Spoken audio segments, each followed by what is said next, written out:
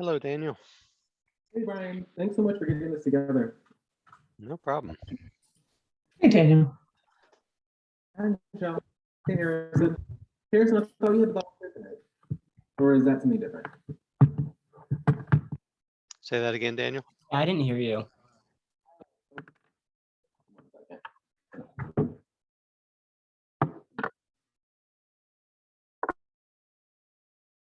Um, Harrison, I thought you had the volunteer tonight. That's what I was thinking of. Oh, it's not tonight. It's for like a future thing that I was. Oh, okay. Yeah. Cool. Awesome. And swim season is in the winter, right? It's a winter sport. Yes, it's winter for high school, but I'm doing Mhm. like club swimming, which is fun. Oh, cool. Oh, I that's don't know fun. exactly when it ends, but Mhm. sometime maybe end of winter. Okay. Very nice. Oh, let me see if I can pull up the agenda.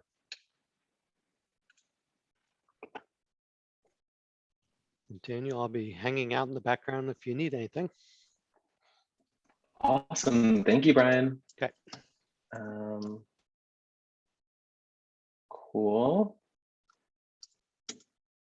And that's no problem if you need to leave.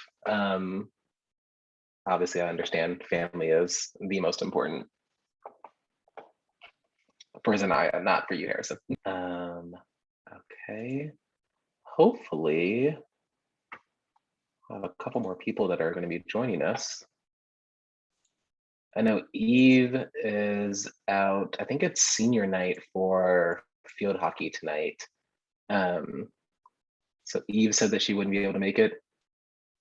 Do you know? The game is in Lynchburg right now, and I think their senior night is tomorrow, maybe. Oh, okay. Very nice. Senior night's always really fun. Let's see. And then Harrison, I know that you weren't able to get the email last time. Did it come through a different way, or did it just kind of like I don't really know. I you think know what I mean? Yeah. I like tried looking for it and I just couldn't find it, but I don't really know what happened. That's so weird. Okay.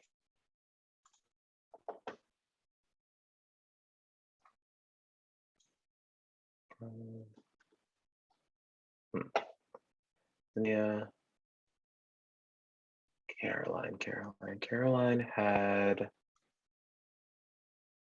she had something tonight. Christopher couldn't make it. So I guess it is Hans that we're waiting for to see if he is here. Everyone else I heard from. I always wish there was more people that were able to make it. Okay, no problem. So just to kind of get us started, if you all could introduce yourselves, both Harrison and Zanaya, to our guest, Michelle, who is here from VMDO to talk to us about like the Remaking Middle School project. So I'll have Harrison, you can go first. Well, I'm Harrison, and then I guess I'm a senior at CHS right now, and I went to Buford in the past, and I've been in the public city schools my whole life.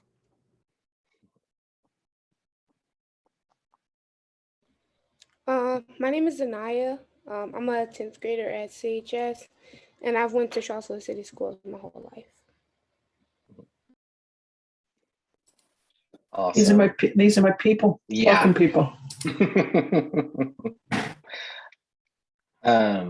Yeah, it's really nice to have people that have like, I mean, even I was talking to a friend who has a 4th grader, and she like works at UVA and was talking about like her experiences of every time she talks to a parent or her kid comes home, like the question is now like, what are you going to do next year? And the mom's like, I'm gonna send her to a walker. That's the 5th grade, right? Like, what do you mean? What am I gonna do next year? But a lot of times people being like, oh, well, all of our girls are going to the village school, or all of our people are, you know, doing this or doing that. Kind of exactly what we found in our study from last year, just asking parents and families their experiences with the middle school transition or transitions as they are here in Charlottesville. And it was, yeah, like she said, like, I understood what you were saying, like from like an analytical standpoint, but now like it's my kid. And I see that like there are her friends, right? All 4 of her like group of 5 friends are now going to the village school next year. And like, how does that come to play, right? And how do I now tell my daughter, like, no, we're not just gonna automatically send you there because we doubt the public school system. Like, we have faith in it and we're gonna try it, and if something doesn't work, we can figure something out, but I'm not gonna just preemptively say, no Charlottesville City Schools for you. But yes, but so then we also have Hans, who is not a Charlottesville City school from first grade on. Tell us about you, Hans. Well, what I missed, I just came in. We were just introducing ourselves. So you can tell us like what grade you're in and what school you're at. Because we also have Michelle, who is here to talk to us about the Remaking Middle School project. Okay, so I am Hans Bai, currently a senior. I'm at staff. Yeah, I'm from China, and I came to United States in my freshman year, yeah, for school. Yeah. So, and welcome back also to Hans, because Hans, you were physically in China all Yeah. last year, right? Yeah, like last year, online schooling. Yeah. So that's a lot. It's a big change for sure. Awesome. And so Michelle, if you want to introduce yourself as well, I'm sure they'd love to know more about you. Sure. My name is Michelle Amt. I am the Director of Sustainability at VMDO Architects. And I have 2 kids in Charlottesville City Schools, started at Jackson Via, and now one is at Buford and one just started at CHS. So yeah, it's not normal that I get to work on schools that my kids go to. So I'm pretty excited about the project. Yeah. And come on, we know that those buildings can only get better, right? Yeah. For sure. Awesome. So I know that we only have Zanaya until 6:30. So Michelle, are there, just to let you all know, as far as like youth council members, they're really trying to get like student input on the process, right? Knowing that this is where you all are going to be, or where your potential siblings are going to go, or even just kids that come after you, and wanting to kind of like pave the way to have lessons learned from your experiences to really help like future kids in this Remaking Middle School process, and make sure that it's not just a bunch of adults that maybe potentially never went to Charlottesville City Schools, or they went years and years and years ago and it was totally different. So wanting to have your perspective on the city schools, and especially for Zanaya and Harrison being people that went through the full, 5 school transition basically, right? Or 4 school transition to get to high school. So yes, so Michelle, I will leave it up to you, and you can ask questions and whatever you need from them. Great. Well, let me just give you a couple of, can I share my screen? Yes, I can. Let me give you a little bit of background. So I'm just going to click through a couple of things. The reconfiguration project is, what we're doing is changing the whole structure of the Charlottesville City School system. So right now, we have Walker as 5th and 6th and Buford as 7th and 8th. What we're going to do is take out the pre-K from all of the neighborhood schools and create a centralized pre-K, and then push 5th grade back in the elementary schools and combine Buford into a 6th, 7th, 8th grade.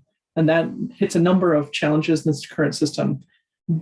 It is both improving the system and also improving the facilities. So if you think about, the project as those 2 things. I'll send this along as information on why we're doing it. Let's just say there's lots of good reasons. And there are lots of good reasons to do it now, even though it's kind of a crazy time in terms of construction, it's really important. And also that, when we talk about who's affected by this reconfiguration, it's really the most vulnerable in our community. So if we're trying to have really big impacts, these are the 2 times in life where kids are the most sensitive to change. and they're the most vulnerable populations right now. So like doing these two insertions really makes a huge difference. So we are at Walker. This is building A where all the classrooms are. Here's the gym. Here's the auditorium. What we're proposing is demolishing the gym and building a new pre-K center that renovates the auditorium building and builds a new center here and reconfigures all of the parking and stuff. Crow Pool stays. This becomes a wraparound services and administration for CCS. So they would pull the admin out of CHS now and put it over here. And I won't worry about stepping you through all this. Just trust me, it's going to be great. Here's what it looks like now. Here's what it will look like when the new building comes online. The entry, a section through the site that shows you, here's the cafeteria and the blacktop is up here, right? And then the new building would kind of step down the hill. So solves a lot of ADA accessibility issues because, it's really hard to get, if you're in a wheelchair, to get down into where the office is and like to get down the whole campus. Well, we're using the buildings to take care of all that. So it's a lot more accessible. There's the blacktop. That's what the blacktop would look like in the new configuration. And then there'd be some nice little spaces inside. So this is for the pre-K, which is up at Walker. At Buford, the current plan is, okay, so here's the A building where the classrooms are, auditorium, that really bad D building that everybody hates, and C building, the gym, right? The garden's right there. And what we're doing is renovating these two buildings and then building a new building that kind of wraps around here, demolishes the gymnasium. And so it looks like this, where you'd have new classrooms, a new entry space between the two buildings, stepping down the hillside to the gym below, right by the field. So that would look like, here's the current, here's the current entry where you have to go down the stairs to, find the front door. Who knows where that is? Would turn into something like this. We have a lot bigger, clearer entrance. You know where to go when you're a parent trying to figure out like where to enroll your kid. This is the current front door. We're going to turn that into a space that's a lobby between the two. So you can get down. There's an elevator to get you down right there at the front door. It becomes this kind of digital commons and these breakout spaces. The library becomes right there at the front door. And you go from having hallways that look something like this to something more like this, where you have a lot of breakout spaces and just a lot more modern space. Outdoor spaces that currently look like this. This is the space that would be, this is dining up here and a new courtyard outdoor area that would be next to the new gymnasium and a new arts courtyard. So you can have indoor, outdoor art. This is right behind this person. Right behind this person here is the Boys and Girls Club wall. So it's that space between the two. So our pitch is, we have talked to all sorts of people. We're talking to teachers, we're talking to city council, we got peer engagers out there in the community talking to people, we're sending out surveys, we're doing CDT meetings, we're having public forums, we're talking to everybody, but we're not talking to any students. We had one series of meetings with kids who are in summer school at Buford. But what we really need to know is, what's the student experience like? Like, realize that, okay, so these buildings were designed and built in 1967 or 66, right? So they're 40 something years old. And built with the idea of education in the 60s, right? So the decisions are being made by people who their vision of education really was formed by their school experience, which happened before the internet, right? So like, they're doing their best. We're doing our best. We're looking at all the science and stuff, but we just don't know. We don't have that knowledge of what it's like and what you need. And one thing that's come up in all of these discussions is equity is really important. Inclusion is really important. They want it to be a space that everybody feels like it's designed for them, but we don't know what that means. And we need student help to help us figure out inclusive for who, and what does that look like? And where do you like to hang out, and where doesn't feel friendly and comfortable? We had Zy Bryant came and talked to our office, And we asked her, well, when you were working on the petition for the statues and you were at CHS, did that environment help you or did it like hinder you? And she said, well, there's this space where you're like down in the ground level and there's this glassy corridor up that you can see. She goes, and I always felt like I was being watched. I always felt like really uncomfortable in that space. And as architects, we're like, oh, that's really important information, right? But that's not something we would know because that's not how we think. So we need student input. And what I was excited in talking to Daniel about it is it's that peer-to-peer conversation because they're going to talk to me completely differently than they're going to talk to y'all, right? Like I'm going to get this kind of, I have a 14-year-old. I get the kind of, and then there's monosyllabic answers and they don't really know what I want. They don't know what I'm asking and that kind of thing. But you all can go in there and get the real info. Like, what do people like about the spaces? What don't they like about the spaces? If they could change anything about the school, the new school, what would it be? Do they need more places to hang out where they can like sit and catch up on work? Do they want to like, is it supposed to be like a Starbucks or bowling alley? I mean, like help us out. Like, what's it supposed to be like? And we'll translate that into the space. Otherwise, it's a bunch of adults doing their best, and it's going to be off the mark. So that's all my. And then the other thing was, okay, so the student experience both now and what it should be. This idea about inclusivity. So who specifically, like, what are the needs, and how can we help? And then we feel like this building should be really feel like Charlottesville. So like in a good way, not in a bad way. So what does that mean? Like what spaces feel like Charlottesville to you? I would say, a visitor to Charlottesville would say, oh, Monticello and wineries. It's like, well, that's not really what we think about as people who live here. And, where would you say feels like Charlottesville to you and you would want to see reflected in the building? So that's my pitch.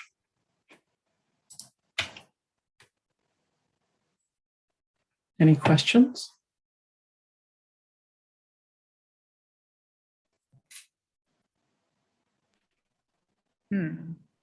Hi. I think I have a question. Okay.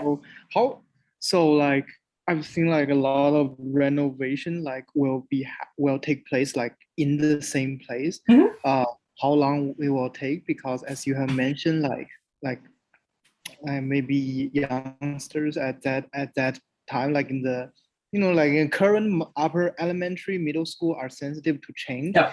I don't know like how will I in middle school sense that we're doing innovation on campus for 3 years. Wow.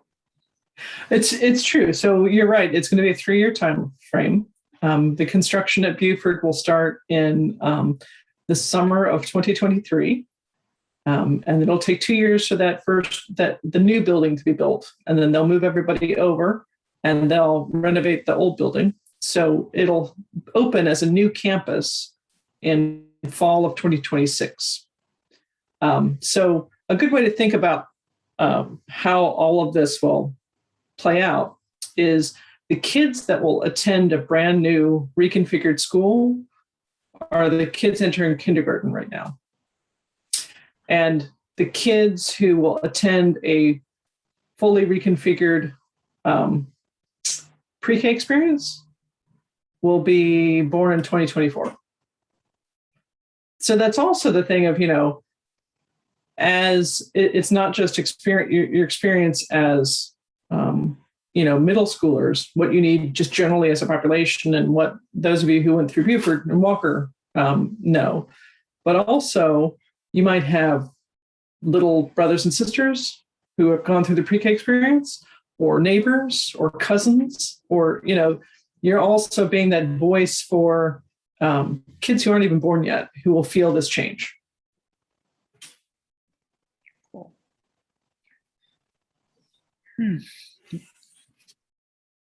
So like, will the construction like take place during the school year?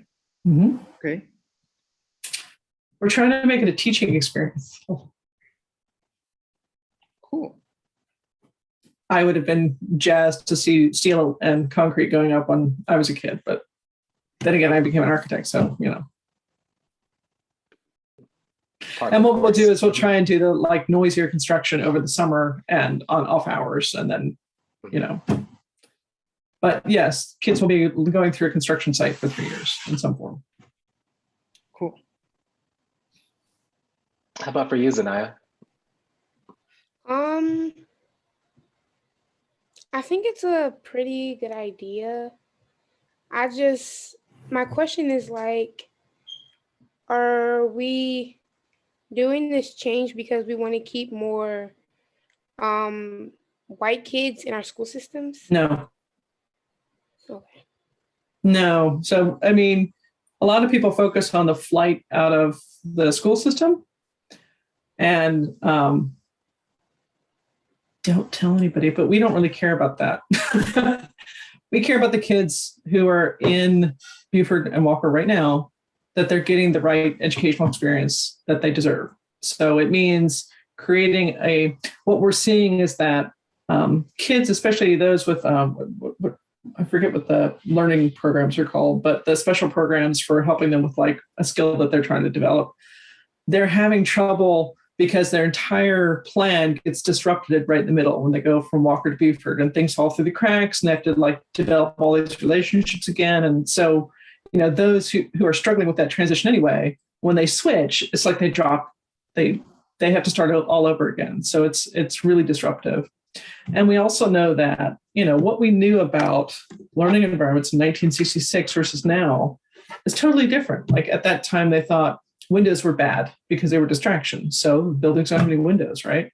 Now we know that kids who learn in classrooms with windows have better test scores, have better mental functioning. We know that the fresher and cleaner the air is, the better you absorb information, right? And all of those things, it's a totally different world. And right now, the teachers who teach at Buford and Walker are working, the environments are working against them. So this is about really making up for the deficit, the lack of spending, the lack of investment in the facilities that probably should have happened 20 years ago. And if those other kids come back, well, good on them, but we don't care. I have another question. What's going to be like put in place to help teachers and students with this transition? That is a great question. So we have a committee of teachers that we're going to start working with. We had one committee that had a bunch of people on it. So some teachers, some administrators, some community members, and they kind of helped us get to where we are now. Then this next stage, we have a team of dedicated teachers at Buford who are going to help us with the specifics of fine arts and athletics and academics and all that kind of stuff. And we'll talk about like what the phasing will look like. So, at one part, we're going to have a big fence and the new construction is going to go on one side. And then next part, we'll have to like reconfigure everything and move the parking over here and all of that kind of stuff. So we still need to work out those details, but we'll work it out in conjunction with the teachers and staff at Buford, and city staff. And then what we'll do is we'll be really clear about communicating and getting feedback with the community through like back to school nights and things like that. And I have one more question since I'm about to go. Since all of pre-K will be located at Walker, how is transportation going to work for our most like low income or vulnerable communities? That's a great question. So what currently, unlike most other schools, pre-K tends to be, those kids tend to arrive by bus. So there's not as much car traffic as with just the elementary schools. At least that's how it's reflected so far. The city does know that they need to crack that nut in terms of transportation, because we all know that getting to Walker by bus is it's a waste of time, right? Like you're going to be on the bus for hours. And they have this vision of, because pre-K is coming together, that there is the opportunity to centralize all of the wraparound services, the support services, region 10 and things like that. And things like Parent University and all those programs that they've been building up to help parents, right? So they have to solve for transportation, but the benefit of putting all the pre-K in a centralized location is that they don't have those same people going around from school to school where they're spending half their time commuting and half the time providing services, that it's more efficient and more effective if they put them all together. But you're right, the transportation issue we debated between flipping Walker and Buford so that the middle school would be at Walker and Buford would be the pre-K, because that would make sense, right? It's right there in town and stuff.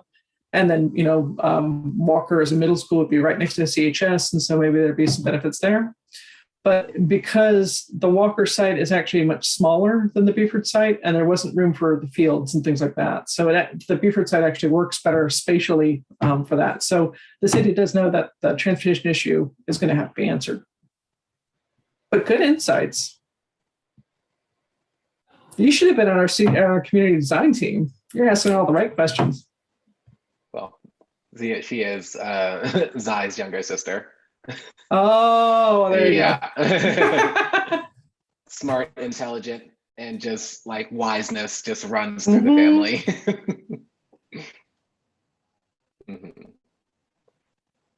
Harrison, do you have any questions? I don't think I really have any like particular questions, but I just have like comments about like what I think is good. Okay. And like my experience with preschool, it's because I went to Venable, and at Venable, I feel like I always remember the preschool classes being like literally 20 kids. And then like everyone would come in from like outside preschools or like not going to preschool. And I feel like the one centralized preschool building would be really helpful, because like a lot of people were going to like private preschools, but some people couldn't afford them. And it was just creating this like unequal like learning gap when you went into first grade, I feel like. So that's a good thing, I think, about the plan.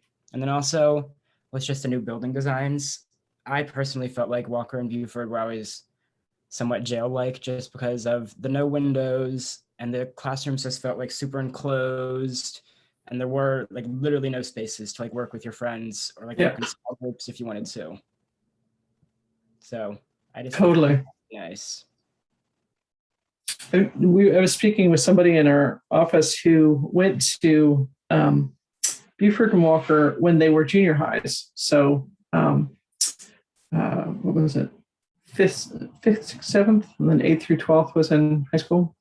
So she happened to live in one side of town and went to Walker for one, and then moved to the other side of town and went to Buford.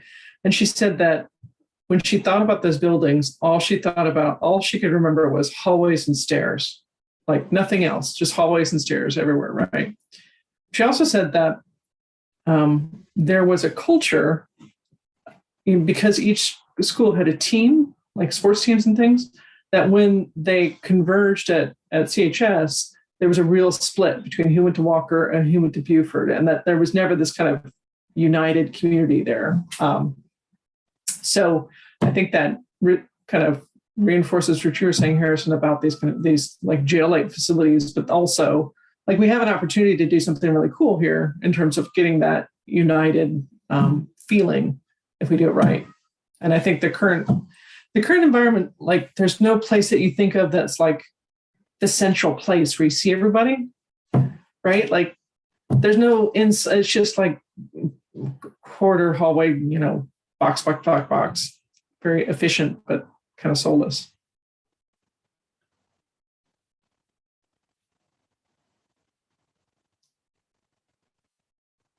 Yeah, I was just gonna follow it up by saying like Walker and Buford were never like schools that I felt like I like wanted to be in, just because there was like nothing really fun about it, and it just felt like something I like literally had to do. And the only times you could like see people that you wanted to or do things that you wanted was lunch, and then I guess recess at Walker. And everything else in the day was like you have to be in this really tight classroom with no windows and no light. And it just felt like, I don't even know, it's just someplace I really didn't want to be most of the time. And I think the new designs at least looks like something that I would want to go to, and I would want to learn in. Good. It was funny. I had a conversation with my son about, one of the things that as part of the project is because of security, they want to have it be one building, right? So you're not walking in and out of the buildings, right? Especially for like building D, where people always get wet because it floods and all that kind of stuff, right? So I was talking to my son who just started at CHS, so he was at Buford last year, and he said, "Yeah, but it's the only time I get outside because the only time I see anything. Otherwise, it's all just you can't even see outside, and even the classrooms with windows have like things over them and stuff." And he goes, "Yeah, I would just live for changing classes so I could just get a breath of fresh air." And there was this one day where it was snowing and it was so beautiful, and so it was like, wow, I hadn't even thought about that. So it's those kinds of insights we need so that we know, that we need to put more glass as you're changing classes, or views are important, or all those kinds of things, because what you see as renderings are it's just concepts. We haven't even, we have a lot more work to do, and a lot of opportunities to get it right, especially between now and say March, when it goes back before City Council for approval to go into the next stage. What were some of the things as you were kind of like thinking about the design? Because it reminds me a lot of like a college campus, or some type of like really innovative multi-dimensional space. What were some of the things that like you were choosing between, or some things that were like, oh, we should go with this concept as opposed to another, or the kind of some things left on the cutting room floor? I don't think that. So right now, what's there is the box is about this big and it has about this many rooms in it, and there should be some windows. All of the rest is kind of fluid. And what we're doing some tours with the building committee on November 1st and 2nd to go look at a couple of innovative schools in the area. But there are things we know that with a middle school this big, you have to create communities. So identifiable little neighborhoods, right? And there are hundreds of different ways of doing that. So I think that's what we're exploring. And we get into some things like transparency. So how much transparency can you have, and that the staff will sort of work with, but still meets for security, however you define that. And a good example is Elmore County recently did and I don't know what school it is, did a sort of these big open spaces, open teaching spaces. And what they had were some issues with kids who had gone through trauma and just aren't comfortable in those kinds of spaces because they're just too big and they don't feel safe, right? So we need to kind of learn from who is in these spaces, like how much transparency, and like, can we test these things out and make sure that we're really fitting in with what folks need. And I think, we'll be having conversations with, say, the librarians. There are a couple of different ways of doing libraries now, because they're not just books anymore, right? So what you're seeing in the renderings are an idea about kind of a book space that's acoustically separated, but also this digital commons that you can come and kind of hang out, and it's more of a kind of loud space that you are collaborating in and have that media support without like having to have the books and the tables and stuff. You can have a choice between the two, and those are different concepts that we're playing with. Hopefully, we're also hoping to do better food and better kitchen, but.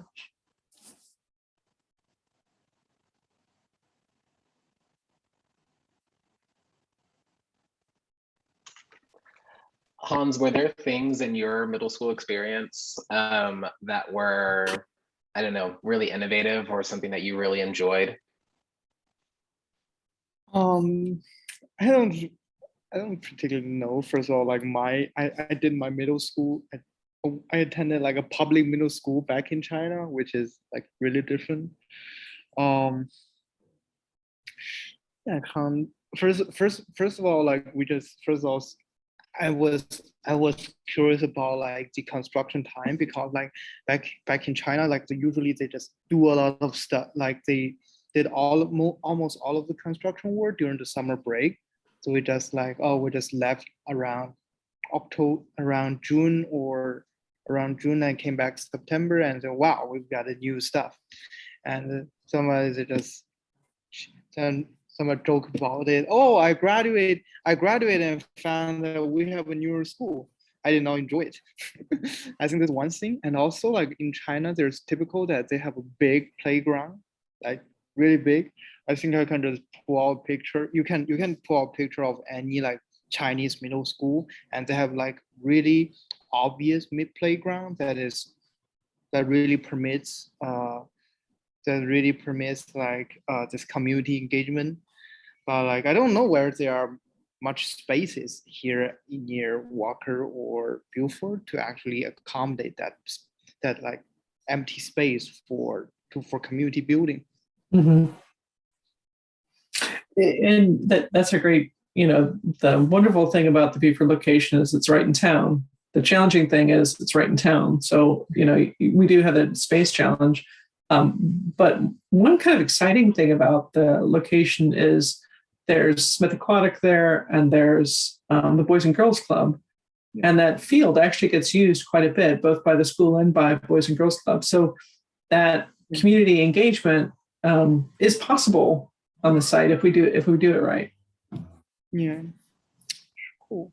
So like I haven't noticed. I noticed that like not much like NGO engagement, like no Boys and Girls Club or any other this kind of like community-based organization is present in Walker, because I've noticed that Boys and Girls Club is in Beaufort, but not in Walker. Like, is there any plans for actually introducing such organizations to build this community? So Walker is an interesting case because the kids will be like 3 and 4 years old. So what we've talked about with community building there is providing things like a laundromat, so that parents who are coming for a meeting with their case supervisors or something, or parent university or whatever, can also like take care of what they need to take care of, right? Or we have talked about different community partners that could have sort of hot desk space in the Walker community, so that they could come and provide services and meet with folks. We've also talked about the Walker, since it will be a centralized and probably one of the biggest centralized pre-Ks in this region. Mm-hmm. Having it be the place where all of the private providers come for their continuing education, and really create this community of what pre-K education should be, so that there isn't this division between public and private daycares anymore, right? So like we'll have in the new plan, like the Walker will have a big pre-K place. Mm-hmm.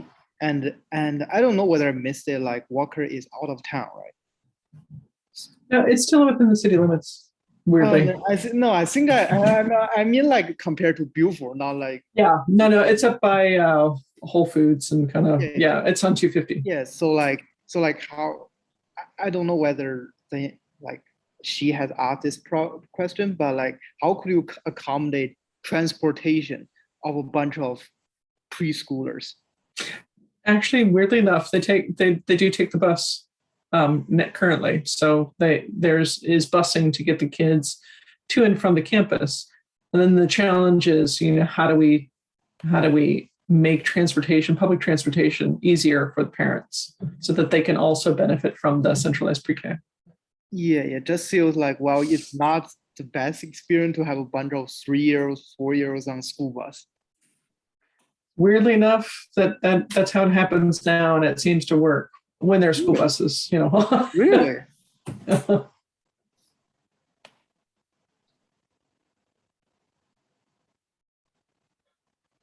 Oh, and then I had like 2 thoughts. And the first, when Hans like mentioned like playgrounds and stuff, I just remember back at like Walker, we would still have recess because we were still young in like 5th grade. But it wasn't like recess because they would basically just go outside, but there was like nothing to do. Because they would have like one basketball up, but like the hoops were broken sometimes, and like there weren't enough balls for everyone to play. So it'd be like one group of like 4 friends playing, and everyone else would be like watching or something. And then they had like a soccer field, but like a lot of times there wouldn't be balls, or there'd just be one again. And I feel like there just wasn't much to do at the recess time that we had. And totally. And thought was at like both Walker and Buford, I feel like there was nothing like there were no like mental health services for students. And I know that's like a big problem. And it's probably mainly in high school because I don't know if like people experience those kind of things that young, but I know they probably do. So for like depression and anxiety, there's nothing like right now to like help kids get through the day and like to support them at Walker and Buford. And I feel like there should be in the future. Absolutely. Especially now. Yeah, the sort of mental health services. We've also talked about health services in general. Like, is there a way to use the health clinics as community clinics to provide some of the health services that families might not have time to go take care of or don't know how to need a first step into getting care? My kids, when they were at Walker, there was a fierce Foursquare competition because there was one ball, right? And so there was a teacher who would, at my son's last year at Walker, he was excited because there was a teacher who would come out, kick off her shoes and play soccer and bring the ball. So they would have pickup games on the field. Are there thoughts about like food insecurity, right? And thinking about, so I'm on the board for Loaves and Fishes food pantry, and it's hopefully depending on legislation and things that get passed, there could be more food, that obviously more food stamps and other programs that'll make it easier for people to get food. But for right now, I know that it's still a challenge. We do have some like backpack programs that were running before the pandemic and things like that. But are there other kind of like, I don't know, thoughts about food insecurity, whether it is working with Cultivate Charlottesville and building a garden at Buford, or I mean, even just like having pantry supplies or a place where people can go and just kind of like have like free food that they have access to? Because one of the things that I noticed a lot for kids that are, especially in CHS, but also like in middle school, is like if you get to school late, or like you're kind of running from school to class, you're kind of like really hungry and you can't learn when you're hungry. And so thinking about how that like plays into, I don't know if that's in the design or like, I don't know, even just community resources coming together.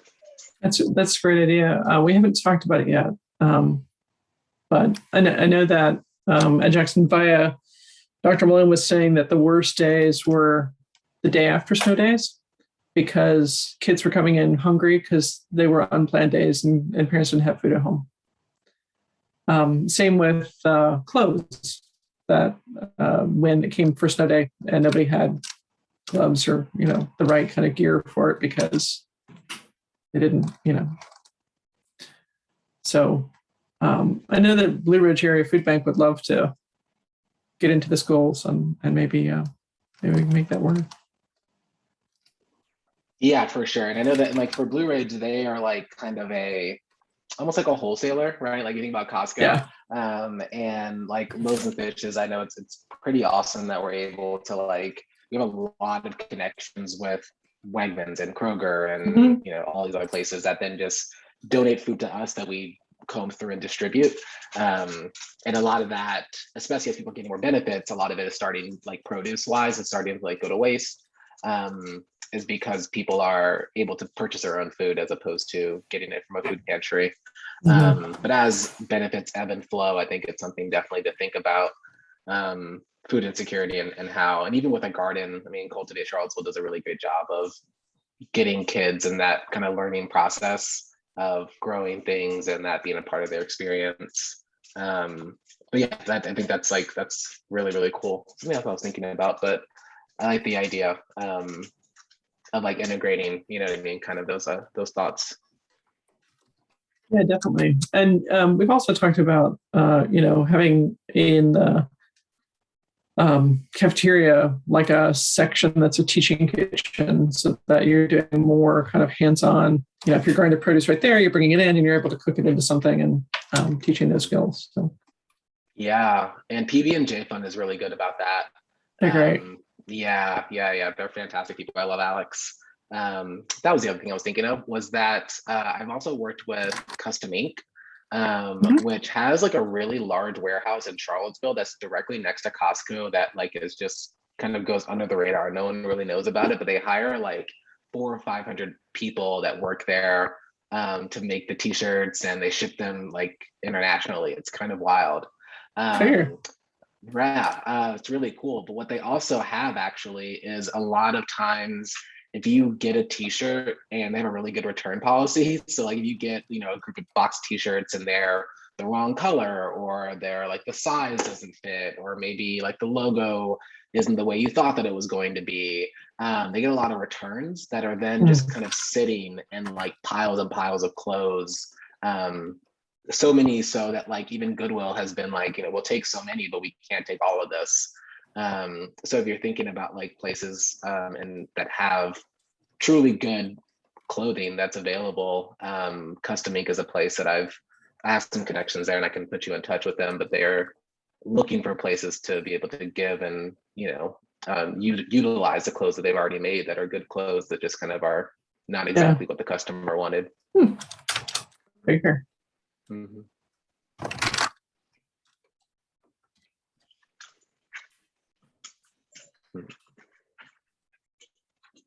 Hans, Harrison, anything else you all have? Any other ideas?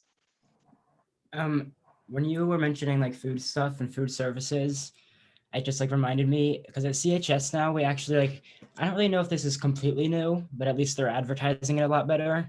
But in the mornings you can like get a free lunch, and they're actually giving out passes for you to eat in the cafeteria if you need to before class, so you can be late and like be excused for it. So it's like more well known that if you get to school hungry and weren't able to eat at home, like you can eat for free at school, and like it's not going to be like a penalty for being 10 minutes late to class, Right. which I think is really nice and helpful for a lot of people. Yeah. That's cool.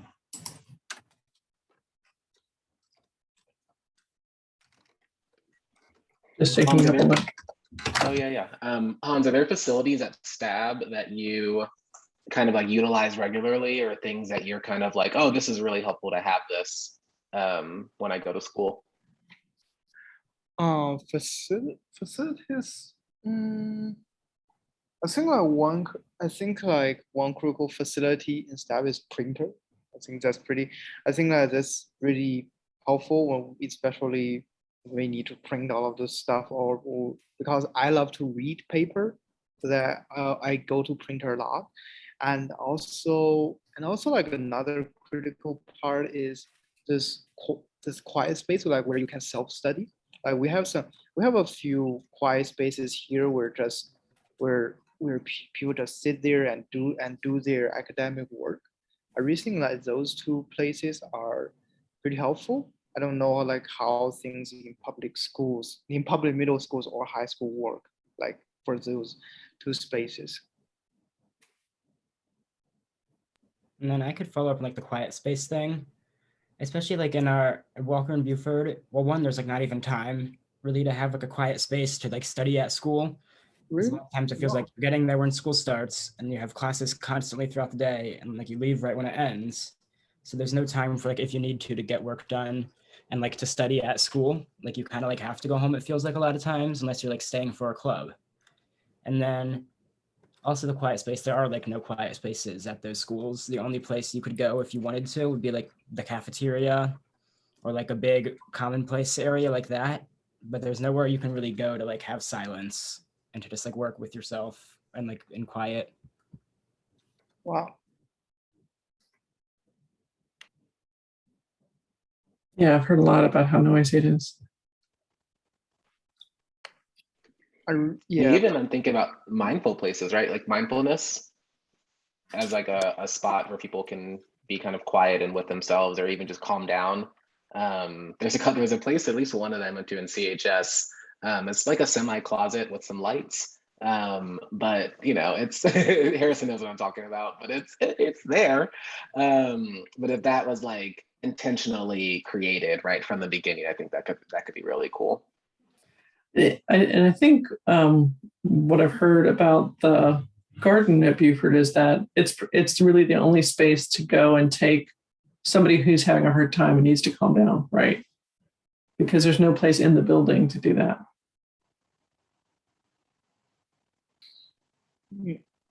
has I just curious like has plans to have such study spaces or quiet spaces been considered before?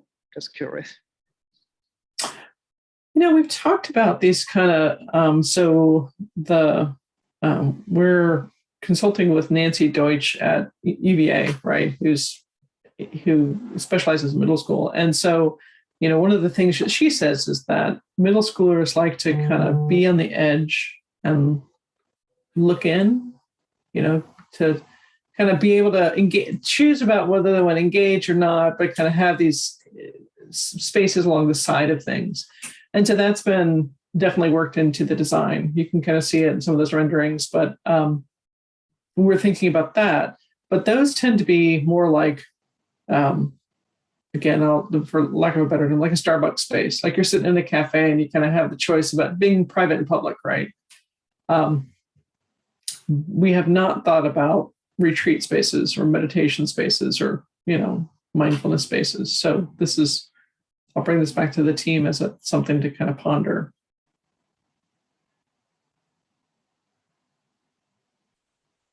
And then I would just say, like, I know for myself, there are a lot of times in school where it's like, it can be really stressful. And like, there's a lot of times when I would want a space to just like go and be quiet and like just sit and just have a time for myself. Cause like the classes can get pretty intense. And also just like, since there's nowhere really, since you can be by yourself, you're always just like surrounded by hundreds of people. And it can just be like a stressful environment to be in. Mm-hmm.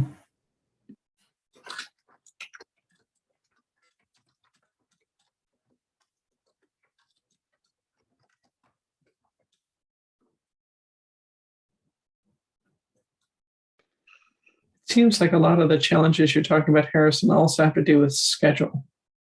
Like that you're overly scheduled. Yeah, I feel like I don't know, the school day, it just seems like, it's just like you go to a class and like you have to walk straight to your next one. There's no time to like do anything else except for go to class. Mm-hmm. I feel like there should be a little bit of time in between or something. And I know like we have like BKT, which is Black Night Time at CHS, which I really like personally because I just use it to like go to teachers if I need help or like study or just do anything really. But at the other schools, they don't have anything like that or any breaks at all. Mm-hmm. Yeah, and staff. So like here at staff, like we have 3 classes. I don't know about, so like between class, we have 3 classes per day, and like between each class, there will be like 20-minute outdoor passing time, or just like standing out there, just chilling out with your friends. I think like I really think that break time, like this transition period between classes, might be help. Well, but that's like links towards schedule side, not like building side. But I think that if you have the spaces in the building, right, I mean, it can lead to a conversation of like, we have these spaces, they could be used for these things. So it's helpful. Because you can't say it now, right? Like, have kids just kind of hang out in the hallways. Yeah. Mm-hmm. Yeah, like even if we're just, you can go. No, go ahead. I was just gonna say, like, even if it was just like a 10-minute break, like every other class, just to like do what you needed to do, or just like take a break from school, go outside. Like if you wanted, you could maybe like eat a snack. Like I feel like that would be really helpful for a lot of students, just to take a break from all the stressfulness of school.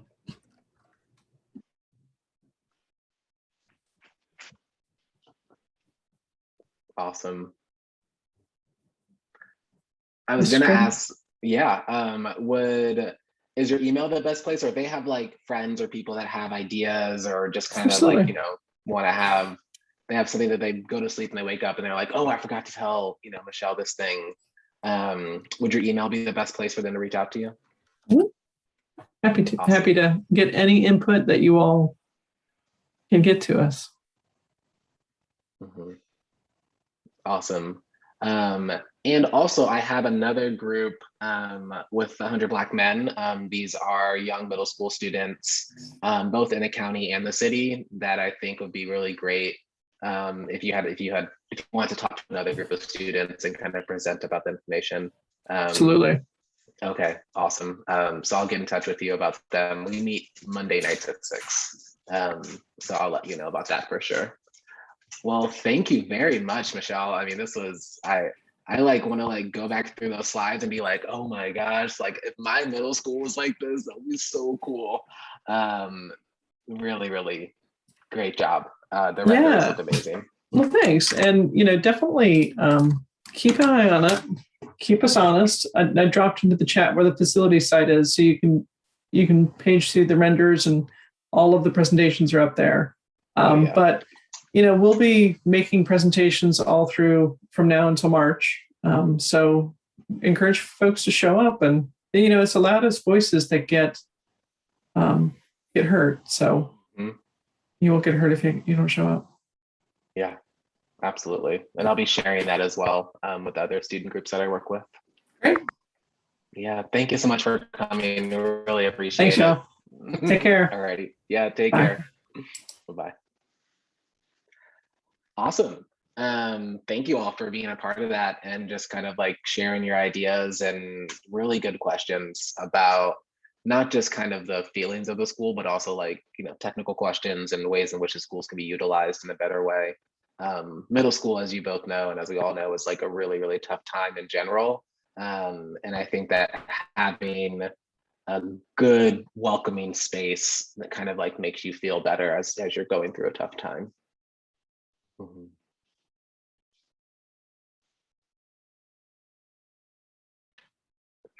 Thank you, Dan, for giving us this opportunity.